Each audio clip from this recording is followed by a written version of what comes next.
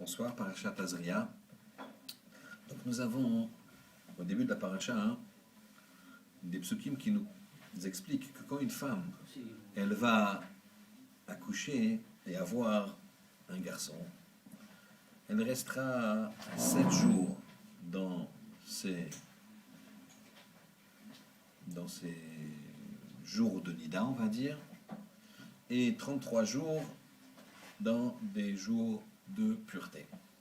Donc en fait, elle aura pendant 40 jours un statut qui ne lui permettra pas d'aller dans le Beth Amikdash, de rentrer dans le Mishkan ou le Beth Amikdash, ou de toucher quelque chose de Kodesh.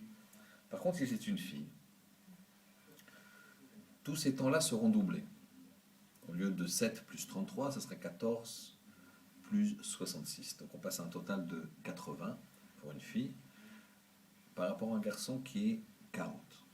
Pourquoi cette différence? Alors ici, on va toucher l'aspect fondamental d'un garçon et d'une fille. On pourrait croire que par rapport à la Kedusha, par rapport à la Touma, la pureté et l'impureté, les garçons sont mieux.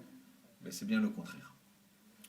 Une femme, quand elle accouche d'une jeune fille, la jeune fille, le bébé féminin, est porteur d'une grande Kedusha, on va dire d'un sens positif très très important.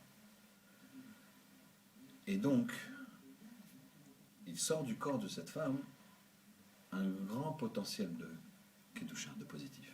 Donc il rentre à la place, c'est mathématique entre guillemets, un potentiel négatif. Par contre, quand c'est un garçon, il y a un grand potentiel aussi de Kedusha, mais qui est moindre.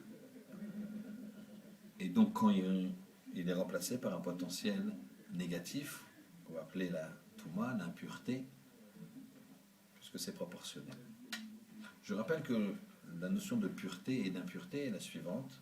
La pureté, c'est quand il y a de l'avenir. L'impureté, c'est quand il n'y a pas d'avenir. Cette femme-là, elle ne peut plus se présenter devant un Kadosh Baruch Hu, elle ne peut plus aller dans un Beth Amikdash, elle ne peut plus toucher quelque chose de Kodesh. Donc, il y a cette notion de manque d'avenir. On va appeler ça de la Touma, de l'impureté. Mais le mot impur est, donc vous avez compris, mal, c'est pas une traduction qui colle tellement, mais c'est ce qui est de plus proche. On va dire quand il y a de l'avenir ou quand il n'y a pas d'avenir. La femme, la fille s'appelle Bat, c'est la maison, c'est le réceptacle, c'est l'essentiel. Le fils s'appelle Ben, lui va construire. On a d'abord la base, on a d'abord la maison, et on a le constructeur. Vous voyez bien que le réceptacle, la maison, est plus porteuse d'avenir, c'est ça qui nous porte, que le constructeur. Bien sûr, le constructeur est très important, mais on voit bien la notion de différence. Ici, on va en tirer un moussard extraordinaire.